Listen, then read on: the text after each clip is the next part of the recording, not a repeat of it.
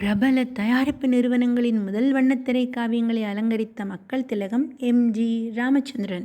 ஏறத்தாழ 50 வருடத்தை கடந்துவிட்டது. மௌனப்படத்திலிருந்து பேசும் படமாக தமிழ் சினிமா பரிணாம வளர்ச்சி அடைந்து தொழில்நுட்ப வளர்ச்சியில் பல முன்னேற்றத்தை கண்டிருக்கிறது. முதல் ஜாம்பவான்கள் சிவாஜியும் எம்.ஜி.ஆரும், பின்னர் ரஜினி, கமல், இப்படி ஒவ்வொரு ஜோடியாக தமிழ் சினிமாவை ஆக்கிரமித்து கொண்டிருக்கிறார்கள். செலவை பற்றி கொஞ்சமும் கவலைப்படவில்லை. 1950லேயே தயாரிப்பாளர் டி.ஆர். சுந்தரம் அவர்களின் சேலம் மாடர்ன் தியேட்டர்ஸ் தயாரித்த அலிபாபாவும் 40 திருடர்களும் தான் தென்னிந்தியாவின் முதல் வண்ண திரைப்படம். 1956இல் வெள்ளி விழா கொண்டாடியது இந்த படம். எம்.ஜி.ஆரின் பல படங்கள் 100 நாட்களை கடந்து மாபெரும் வெற்றியை பதிவு செய்திருக்கிறது.